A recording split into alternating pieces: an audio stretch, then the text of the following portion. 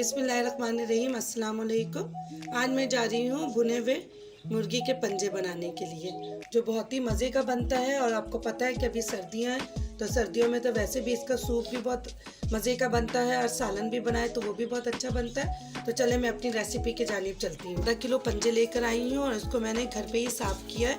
ये देखिए कितना ज़बरदस्त साफ़ हो गया। आप इसको चाहे तो 2 पीस भी कर सकते हैं। मैं इसको साबित बना रही हूँ। अब मैं इसको एक कुकर में डाल दूँगी।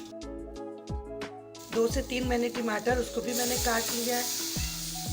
2 से 3 मैंने प्याज लिया है, वो भी मैं इसमें डाल दूंगी। आप मेरे तरीके से बनाकर देखिएगा, बहुत ही मज़े का आपको लगेगा और बहुत ही आसान है।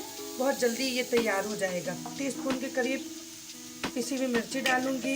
1/2 टीस्पून के करीब मैं कूटी हुई लाल मिर्ची डालूंगी। आप अपने टेस्ट के हिसाब से कम या ज़्यादा कर सकते हैं। फिर मैंने फ्लेम को ऑन नहीं किया है, मैं तमाम चीज़ें डाल दूंगी, फिर मैं फ्लेम को ऑन करूंगी। 1/2 टीस्पून के करीब मैं इसमें हल्दी पाउडर डालूंगी। सर्दियों में इसका इस्तेमाल ज़्यादा से ज़्यादा करना चाहिए, क्योंकि इससे हमारे पैरों का दर्द वगैरह भी आराम से निकल जाता है और ये सर्दियों के लिए भी बहुत ही मुफीद है। 1/2 टीस्पून के करीब मैं इसमें ज़ीरा पाउडर डालूंगी। 1/4 हिस्सा मैं इसका काली मिर्च डालूंगी। करीब मैं इसमें नमक डालूंगी। आप अपने टेस्ट के हिसाब से कम या ज़्यादा कर लीजिएगा। 1 टीस्पून के करीब मैं इसमें भर के फ्रेश अदरक लहसुन का पेस्ट डालूंगी।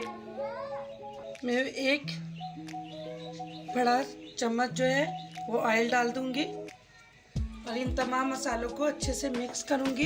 ये तरीके से ज़रूर आप बनाकर देखिएगा, आपको यकीनन बहुत ही मज़े का लगेगा ये। अब इसमें मैं 2 गिलास के करीब पानी डाल दूंगी, ताकि हमारा ये पंजे जो हैं वो आराम से गल जाए। डाल रही हूँ, ये 1 गिलास हो गया। ये मैंने इसमें 2 गिलास पानी डाल दिया है। हमारे पंजे जो है वो बिल्कुल अच्छे से डीप हो गए। 10 से 15 मिनट के लिए मैं इसमें सीटी लगा दूंगी। अब मिलती हूँ मैं आपसे 10 मिनट के बाद। कितना ज़बरदस्त ये गल गया है। अब मैं इसको थोड़ा सा भून लूँ। ज़रूर ट्राई करिएगा। और सर्दियों में तो वैसे भी टांग का इस्तेमाल ज़्यादा से ज़्यादा करना चाहिए, क्योंकि ये देखिए हमारा पानी बिल्कुल खुश्क हो गया। मैं इसको अच्छे से भून लूँगी। आप चाहें तो इसमें शोरबा रख लें, नहीं तो आप ऐसे ही भुना भुना सर्व करें। ये सालन भुना गया है और तेल भी बिल्कुल सेपरेट हो गया है। अब मैं इसमें थोड़ा से 1/2 टीस्पून के करीब गरम मसाला डालूंगी और थोड़ा सा हरा धनिया। ये देखिए हरी धनिया डालूंगी, 2-3 हरी मिर्ची, और इसको 2 मिनट के लिए मैं ढकना बंद कर दूंगी। ये देखिए हमारा 2 मिनट हो गया। अब मैं इसको डिश में निकाल के दिखाती हूँ, इतने अच्छे से गल गया। ये देखिए मेरी रेसिपी बिल्कुल रेडी हो गई है। ये बहुत मज़े की बनी है। इसको आप रोटी के साथ भी खा सकते हैं, चावलों के साथ भी खा सकते हैं। अगर मेरी रेसिपी आपको अच्छी लगी हो तो अपने दोस्तों से शेयर करें, लाइक करें और मेरे चैनल को सब्सक्राइब करें और कमेंट्स बॉक्स में बताएं कि आपको मेरी रेसिपी कैसी लगी।